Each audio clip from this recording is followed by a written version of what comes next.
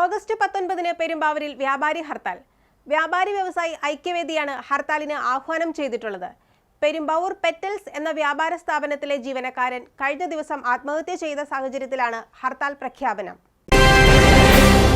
August 19 പെരുമ്പാവൂരിൽ വ്യാപാരി ഹർത്താൽ നടത്താനാണ് വ്യാപാരി വ്യവസായി ഐക്യവേദിയുടെ തീരുമാനം. പെരുമ്പാവൂർ പെറ്റൽസ് എന്ന വ്യാപാര സ്ഥാപനത്തിലെ ജീവനക്കാരൻ കഴിഞ്ഞ ദിവസം ആത്മഹത്യ ചെയ്ത സാഹചര്യത്തിലാണ് ഹർത്താൽ പ്രഖ്യാപനം.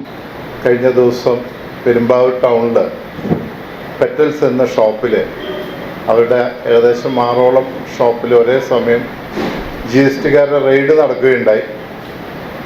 അവരുടെ വീട്ടിലും അതേസമയം തന്നെ റെയ്ഡ് ഉണ്ടായി. റെയ്ഡിന് വ്യാപാരി സുഹൃത്തുക്കൾ എതിരൊന്നുമല്ല.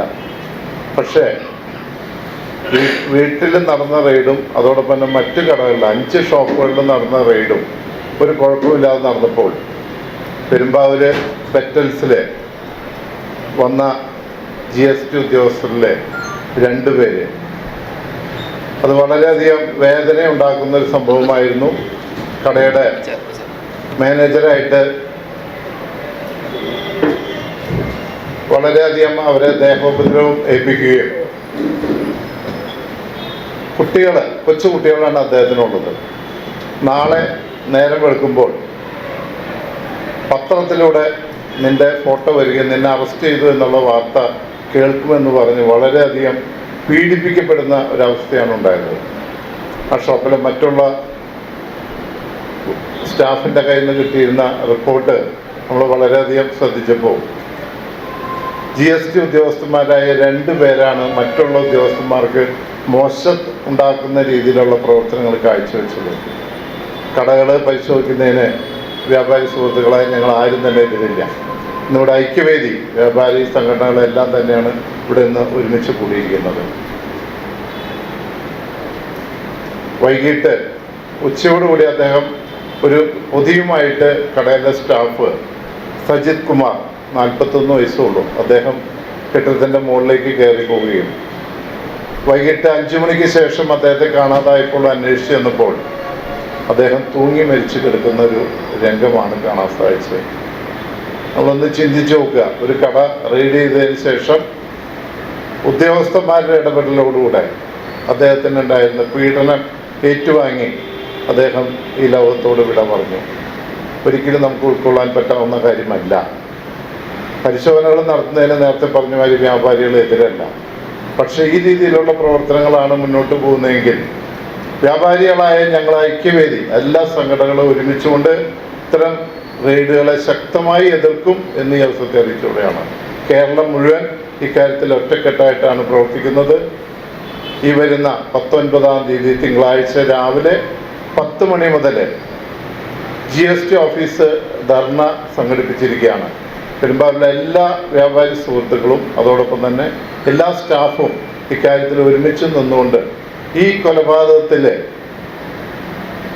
ഈ മരണപ്പെട്ട സജിത് കുമാറിൻ്റെ ആ മരണത്തിന് ഉത്തരവാദികൾക്കെതിരെ കേസെടുത്തുകൊണ്ട് കൊലക്കുറ്റത്തിന് കേസെടുത്തുകൊണ്ട് മുന്നോട്ട് പോകുന്നവരെയുള്ള ശക്തമായ സമര പരിപാടികളായിട്ടാണ് പോയിക്കൊണ്ടിരിക്കുന്നത്. സ്ഥാപനത്തിൽ പരിശോധനയ്ക്കെത്തിയ GST ഉദ്യോഗസ്ഥർ മാനസികമായും ശാരീരികമായും തളർത്തുന്ന വിധം മറ്റു ജീവനക്കാരുടെ മുന്നിൽ വച്ച് പെരുമാറിയതാണ് മാനേജറുടെ ആത്മഹത്യക്ക് കാരണമായതെന്ന് വ്യാപാരി വ്യവസായി ഐക്യവേദി ഭാരവാഹികൾ ആരോപിച്ചു. പക്ഷേ ആ കച്ചവടക്കാരുടെ അവിടെ പരിശോധിക്കുമ്പോൾ അവിടെ ഏതെങ്കിലും തരത്തിലുള്ള പ്രശ്നങ്ങളുണ്ടെങ്കിൽ അത് അവർക്ക് നോട്ടിഫൈ ചെയ്തുകൊണ്ട് അവരുടെ ഹയർ അതോറിറ്റിക്ക് കൊടുക്കാം, അവരുടെ പേര് പെനാൽറ്റി ഈടാക്കാം, എന്ത് വേണമെങ്കിലും ചെയ്യാം. പക്ഷെ ഒരിക്കലും ഒരു കച്ചവടക്കാരൻ്റെ കടയിൽ ചെന്ന് അവിടുത്തെ മാനേജരെയോ അല്ലെങ്കിൽ അതിൻ്റെ ഉടമസ്ഥനെയോ ഹരാസ് ചെയ്യുവാനോ അവരെ ദേഹോദ്രവം ഏൽപ്പിക്കുവാനോ ഒന്നും ഒരു നിയമത്തിലും പറഞ്ഞിട്ടില്ല.